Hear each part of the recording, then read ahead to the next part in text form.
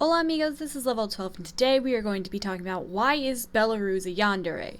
So, over a year ago now, I made a video entitled The Psychology of Yanderes, and it got me, and making that video made me think, well, why is Belarus a Yandere? Because she's a Yandere for her brother, who is Russia. And let me just say, Russia is not the best of characters. He's kind of, a jerk, kind of insane, kind of crazy, kind of doesn't understand that his actions have consequences, and is very, very horrible. Like, who enjoyed being under the Russian rule? I know I wouldn't. So, in that video, I made some kind of patterns of yanderes, and this is very formulaic, and not everyone will follow this pattern, but it's very applicable to discussing who is more likely to become a yandere. So a character is born into a doomed life, so like poverty, bad parents, neglect, any kind of thing. Some form of abuse may or may not occur. This is in the childhood or preteen.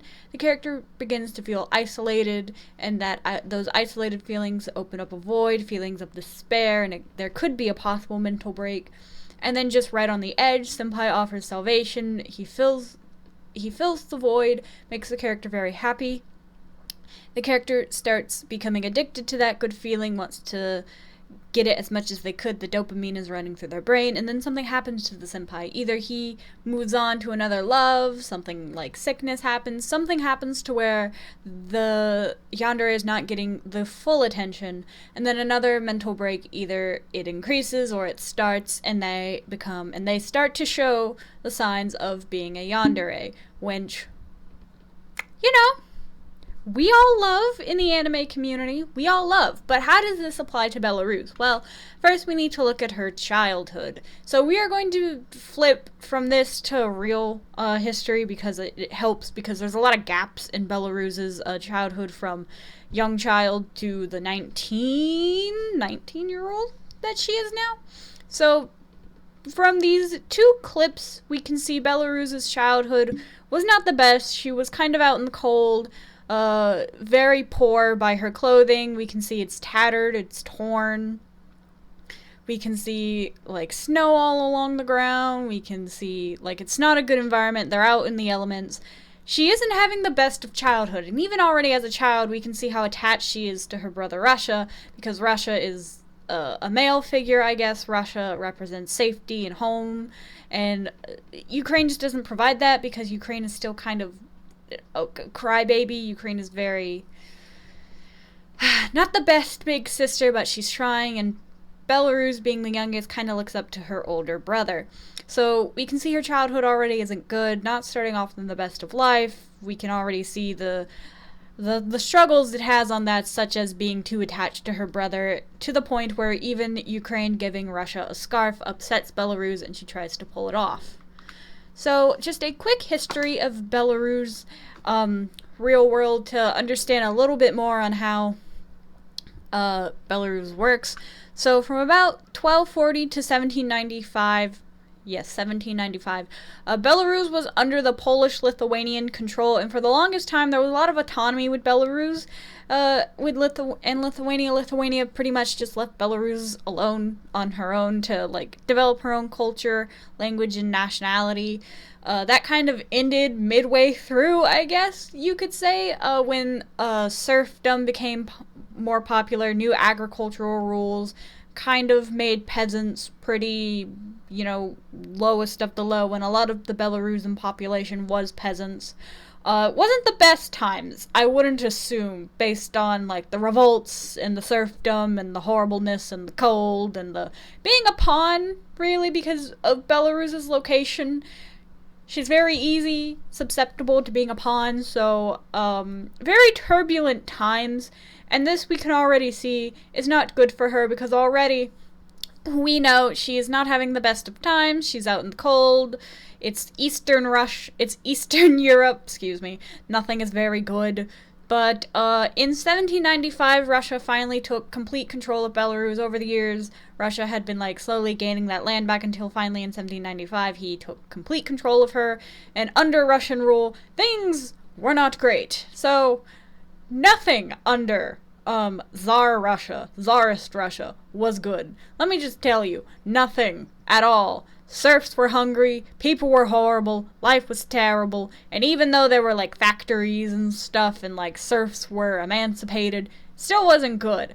Belarus did not have a good time, to say the least, under Russia. However, after Tsarist Russia, there were attempts to make not only Belarus, but all of the Soviet Union Russia better. There was attempts to stimulate the economy by factories and stuff like that and railroads. However, there was still there was high poverty still, and things just didn't work out. And Russia did the best he could to provide for his nations. And this is kind of showing Belarus that people are willing to give her a chance and help her. And this is probably what Belarus latched onto. Not only was her brother taking care of her again, but he was trying to help her. Even though it didn't always work out. Let's be real here. The Lenin and all his crap did not work. Oh my lord. And there was still a large population that fled to America and Serbia. Let's be real here.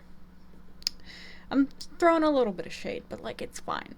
So, even though, again, Belarus was not under the best of circumstances under the Russian rule, there was more attempts at helping her, such as the Communist Party and the hopes at stimulating the economy. There were things that were meant to be beneficial that just didn't work out just because it was Russia. Let's be real here. And then in 1990, Belarus did not want to leave the Soviet Union. She was one of the few nations that was very, I don't really want to go, but she did eventually leave because part of her did see it's a little bit better if she didn't do that, if she wasn't part of Russia, because she did see it did kind of hurt her. So present day, Belarus still very much wants to marry her brother. We usually only ever see her trying to marry him, which not only is that a waste of character, but it builds her up as a very creepy, very yandere character, and characters around her are very afraid of her because of how violent and volatile she acts towards them in regards to her brother. She's a very violent character, and which also helps support those yandere tendencies, because if you're already violent or susceptible to violent tendencies, and if you're obsessive over something, and she does have a tendency, it said in her character profile that she does have a tendency to just stare at things and obsess over things for hours on end all day long, and Russia could just be another one of those things that she stares at, and if you try and take it away from her, she'll kill you. Like, it's simple, it's simple facts. Like, it's not that deep, fam. It's not that deep.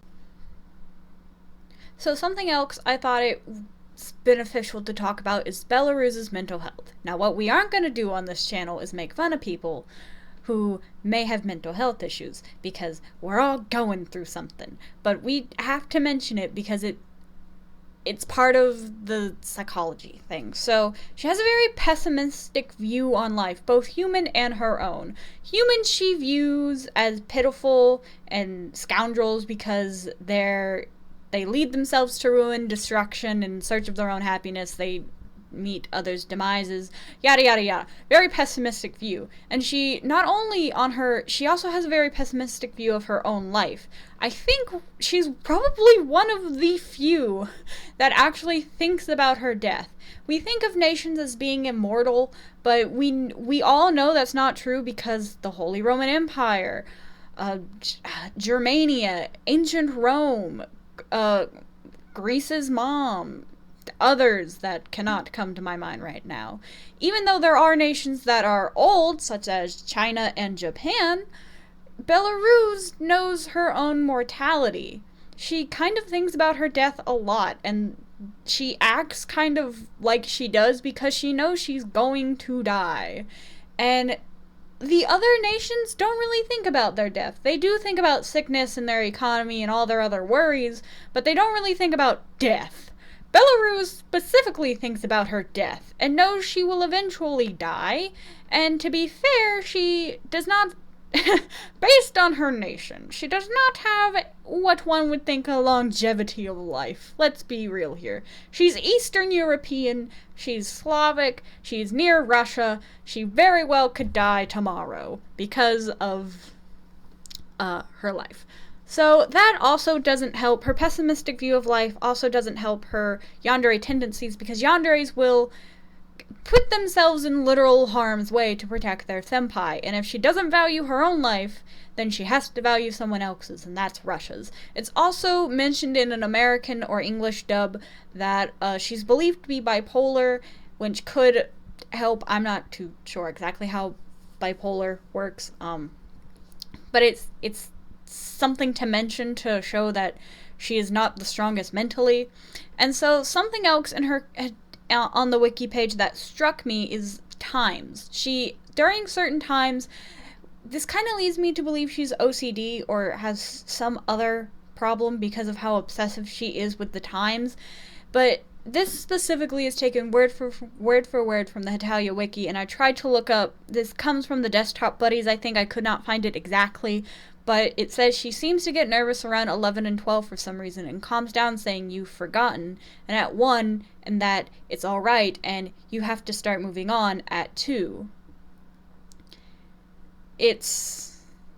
Those sounds like coping words that help you cope from trauma. I'm not entirely sure what the trauma is, but it's trauma, and it's horrible that she has to do this, and it really makes one think and ponder, well, what has happened to you, Belarus? And we may never know exactly what Hima had in mind. We know Belarus had a turbulent history. There's a specific fan art that has 1410, never forget the year written on it. Not entirely sure what that means. I just did a very quick overview of Belarusian history for this video, but there's clearly underlying layers of Belarus which we don't have time to discuss in this video, but it would be interesting to see exactly what has happened to Belarus to make her such the way she is. So the highlighted bits are the patterns of behavior that she has exhibited. She's had a bad childhood. Obviously, due to, like, just her region, the cold, but also just no family, no friends, like, the autonomy. It wasn't a good childhood. She was very heavily isolated, and Belarus is never isolated in the fact that she, again, doesn't have really family or friends, but she's never had her own rule until, like, the 90s, it seems, so RIP. There was obviously a void. She needed something to fill her time. She found that dependency in Russia because she loved him. I guess one could suggest a mental break, even though I didn't highlight it, because of her phrasing during the times. She does have harm to others. She's abused Lithuania plenty of times. She's threatened people plenty of times. She actually does see that Russia can do wrong, as showing that she did eventually have to leave him, but she does need Russia to continue to fill the void. I don't know why I didn't highlight it. I'm kind of dumb, but Russia, she does need him, she does want him, Russia is her lifeblood. So, again, this is just the pattern. She was born into her doomed life. Not really abuse. We get the picture. So, I hope y'all liked this video. I've been sitting on it since the end of July 2018. We are now almost 2020, and I'm getting this video out. I really hope y'all liked it. I think it could have been better. I don't know. Doing this video, though, did really make me want to delve into deeper Belarus lore. Like, I really want to know what's up with Belarus. Like, you good, fam? I don't know. Tell me what y'all think in the comments, and if you would want to see a deeper dive into Belarus. Thank you for watching. Like and subscribe for more random fandom things. Ciao, chicos.